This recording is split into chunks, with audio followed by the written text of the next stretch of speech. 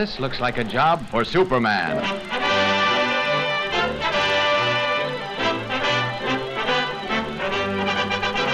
Since 1941, The Man of Tomorrow has graced the silver screen with appearances that encompass animated shorts, live-action serials, and feature films.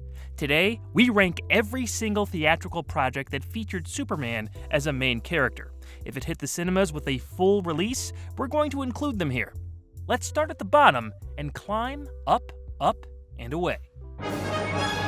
Number 12. Superman and the Moleman. This has the distinction of being the first feature film released in cinemas based on a DC Comics character. It was apparently made as a trial run for the Following Adventures of Superman TV show and was slightly re-edited later as a two-part episode titled The Unknown People. Along with Phyllis Coates as Lois Lane, Superman and the Moleman saw George Reeves debut as the Man of Steel / Clark Kent in a story that follows how a small town deals with visitors from the center of the Earth. The focus is mostly on Superman preaching tolerance and patience to the people of Silsby as they form a mob to go after the small invaders. The Molemen irradiate anything they touch, which makes them dangerous, but not purposely so. Superman contends with trigger-happy locals as he tries to maintain peace among the tension growing between both sides. I really like George Reeves as Clark here. He's very natural as a reporter. His back and forth with Phyllis Coates was also enjoyable to watch. Reeves as Superman, however, is certainly assertive, but lacks the charm the character was known for in that era. While his portrayal showed plenty of likability in the subsequent TV series, there wasn't much of a chance for that in this story. I think the low budget really hurt the overall product, which is a big reason why this ranks so low. The Superman serials from just a few years prior weren't the most expensive productions at the time, but overall, they made this look significantly worse in comparison. Number 11. Superman 4: The Quest for Peace. It's crazy to think that just 2 years after this movie was released, we got Tim Burton's Batman. The amount of time that separated these two films was tremendously small, but boy, does it feel like they were made in completely different ages. Plenty of credit has to go to the team behind Batman for redefining the character and what superhero movies were capable of. Directly before it, we had... You have my voice. No, you have my voice. There are a lot of behind-the-scenes details that led to why we got such a terrible Superman movie. A movie that shared the same lineage as the gold standard set just 9 years before. But the bottom line is, it's cheap in more ways than one, and everything that had once worked so well turned completely sour. If there were any positives, it was just nice to see Gene Hackman back as Lex and Margot Kidder back as Lois in a somewhat larger role than the previous movie. The intent of the story wasn't a bad idea either. Superman has a moral dilemma concerning the world's growing nuclear arsenal and if he should directly interfere or not.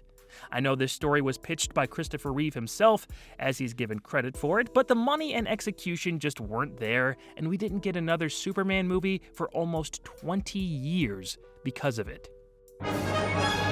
Number 10. Superman 3. Richard Pryor the movie, co-starring Superman, was the first big indication that this film series wasn't exactly bulletproof. Its odd, overly campy and comedic take on computers and tar Kryptonite was a departure from the first two mostly well-balanced installments. Pretty much anything with the villains was underwhelming aside from the nightmarish scene of Vera assimilating into that giant machine that's totally not meant to be Brainiac. With Margot Kidder's Lois Lane only given a small amount of screen time, Clark's love interest shifts to his old flame from Smallville and single mother, Lana Lang. It's not the worst pivot they could have made, and they seem to tease a love triangle at the end, but that of course goes nowhere. I like Annette O'Toole. She would have more to give to the Superman franchise down the road in television form. I still have mixed feelings on the evil Superman thing. On the one hand, it's not unprecedented and has been done successfully in other iterations, but there's something so simultaneously silly and off-putting about seeing Reeves' Superman getting drunk at a bar and beginning an aggressive one-night stand. I get that's kind of the point, but if this was the main focus of the film, it may have felt a little more earned. Still, the junkyard fight is pretty cool, and seeing Superman return to his normal self was a nice moment. Plus, part of this movie's plot was in the cultural consciousness enough to be referenced in another well-known film the following decade. Each withdrawal, it's a fraction of a cent. That's too small to notice. It's like Superman 3. Superman 3? What? Number 9. Batman v Superman: Dawn of Justice, the theatrical cut. This movie's been talked about to death, so let me just say a few things before we move on. The Ultimate Edition of BVS is significantly better and would rank higher on this list if we were counting it. But, sticking with the cut that was shown in theaters, this is still a misshapen, almost incomprehensible mess 8 years on. Superman splits the bill with Batman here, so it's not a true solo adventure, but he co-leads the story, and unfortunately, I think it did a lot of damage to the character and DC films in general. For those reasons, and many more you've heard before, it sits at number 9. Number 8. Justice League, the theatrical cut. Zack Snyder's 4-hour extravaganza is the best DCEU movie they ever made, in my opinion. To put it lightly, the theatrical version has aged poorly. At the time, I remember thinking maybe it was kind of okay, like we had possibly taken a step in the right direction. No, I was wrong. From $20 million mustache covers to rushed storytelling and well-known behind-the-scenes drama, Justice League's reputation has only gotten worse since it came out. Like BVS, it did a number on audience perception that we're still dealing with, so that has to be taken into account. I was honestly debating if I should even include it here, but since a large portion of the movie is about trying to resurrect Superman, and considering his on-screen role in the last 45 minutes, I felt like I had to. Anyway, moving up. Number 7. Superman Returns. I was so excited for this movie when trailers finally dropped. Growing up with the refilms on TV, VHS, and DVD, I had always wanted to see a Supes movie in theaters. It's well known at this point that in between The Quest for Peace and Returns, there were many failed Superman projects which never saw the light of day, including the Tim Burton-Nicolas Cage Superman Lives.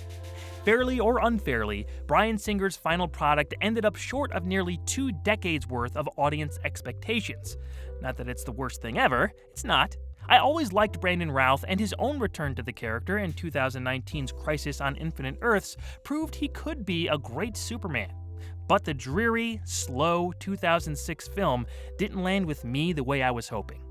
Through a plethora of reasons, a proposed sequel never took flight, and Warner Brothers decided to reboot the franchise with Man of Steel. Number 6. Superman, the 1948 film serial.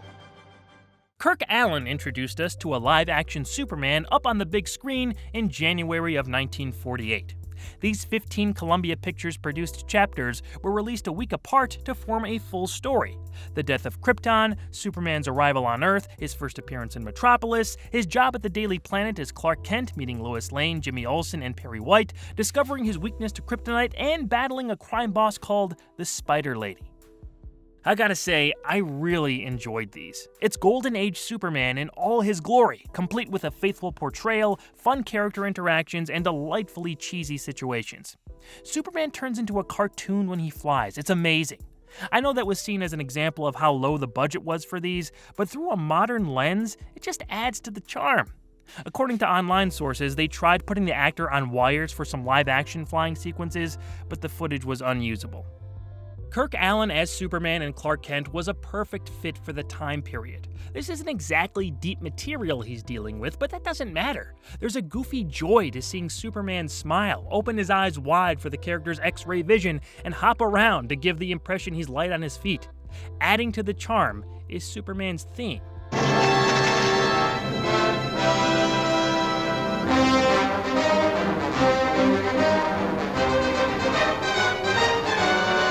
And the saying of his famous phrase, This looks like a job for Superman. Noelle Neal as Lois Lane is fantastic. She's perhaps more recognizable as playing the same character starting in the 2nd season of Adventures of Superman, but this is where she got her start. Does some of this not age well? Of course. And I wouldn't recommend watching all 4 hours at once like I did. They're fun, but I'd suggest spacing out your viewing experience if you ever want to check them out.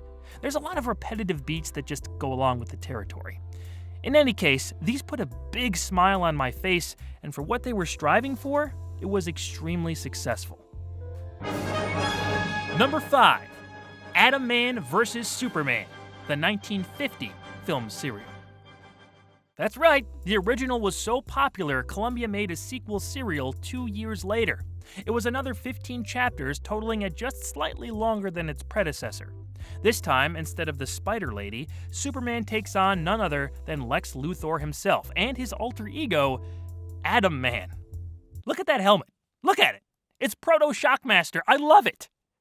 They actually got a few close-ups of Alan flying this time to add to his animated counterpart and present some interesting story ideas, such as an ethereal space called the Empty Doom where Luthor scatters the atoms of his enemies. One chapter sees Superman trapped there, and he can only interact with his friends through Lois's typewriter. There's also a coin that allows Lex to transport people to his secret hideout, and synthetic kryptonite is introduced.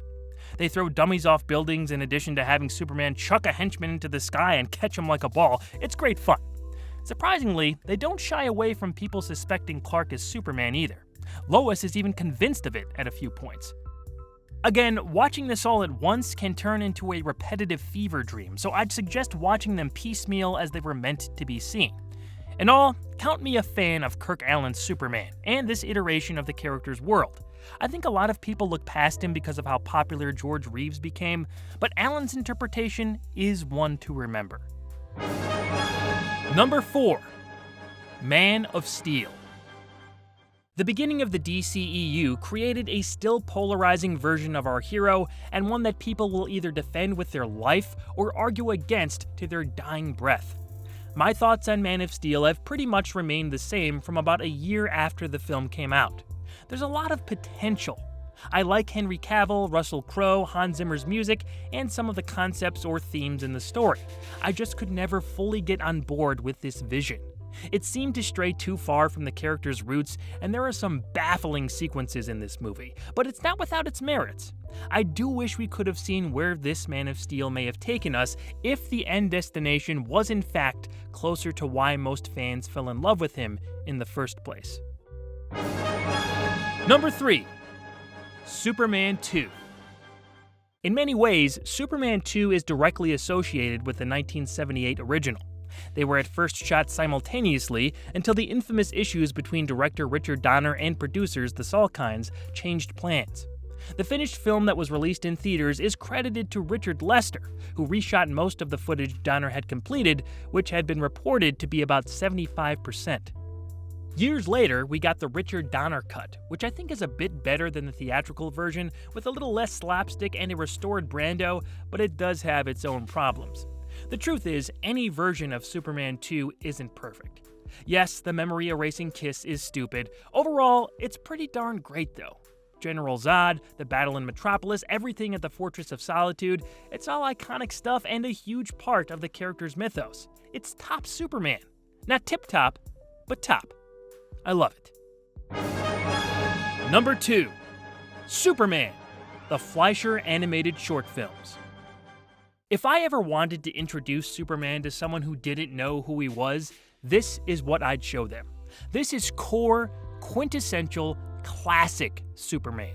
It's the DNA, the standard, the benchmark for the basics of who and what he is. I was very close to putting these shorts at number 1. They're freaking phenomenal and a true achievement in animation.